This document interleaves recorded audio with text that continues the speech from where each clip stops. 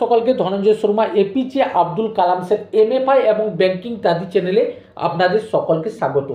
আজ আমার চ্যানেলে আলোচনা করব ইপিএফ এর নিউ পাসবুক লাইট যে নতুন আপডেট দিয়েছে সেটা আসলে কি। এক্ষেত্রে আপনাদের সর্বপ্রথম আমি বলে রাখছি, আপনার মোবাইল কিংবা ল্যাপটপে গুগল কিংবা গুগল ক্রোম অন করে সেখানে ইপিএফ সার্চ করুন।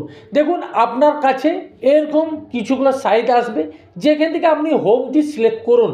হোমটি সিলেক্ট করার পর আপনার কাছে ঠিক এই ধরনের একটা পেজ খুলে আসবে। সেখানে আপনি আপনার ইউএনএ নাম্বার এবং পাসওয়ার্ড দিয়ে সিগনেচার ইন করুন। আপনার সামনে এইরূপ একটা পেজ খুলে আসবে, যেখানে ওটিপি চাইছে। এখানে এই ওটিপিটি সঠিকভাবে দিতে হবে। ওটিপিটি দেওয়ার পর সাবমিট করুন। সাবমিট করার পর ঠিক এইরূপ একটা পেজ খুলে আসবে। এখানে আমি যে নমিনি পেজটি আছে সেটি কেটে বাদ দিচ্ছি। এরপর ভিউ অপশানে আমি গেলাম। ভিউ অপশানে ক্লিক করার পর 4 নম্বর অপশানটি দেখো, নিউ পাসবুক লাইট। এই নিউ পাসবুক লাইটে আমি ক্লিক করলাম। ক্লিক করার পর লাস্ট 5 কনজারভেশন পাসবুক লাইটের মাধ্যমে লাস্ট 5খানা ট্রানজ্যাকশন অতি সহজে আপনি দেখতে পাবেন।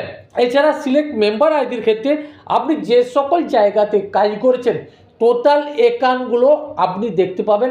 চাইলে সেগুলোর স্টেটমেন্টও আপনি ডাউনলোড করতে পারবেন। ঠিক এই পদ্ধতিতে আপনি আপনার স্টেটমেন্টকে ডাউনলোড করুন। নিউ পাসবুক লাইট এই অপশানটা এক ধরনের হচ্ছে মিনি স্টেটমেন্ট।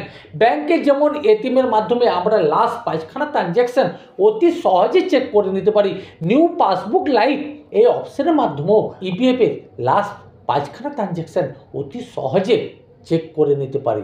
আশা করি যদি ভিডিওগুলো ভালো লাগে অবশ্যই লাইক করবেন, কমেন্ট করবেন, শেয়ার করবেন। সঙ্গে থাকুন। নমস্কার।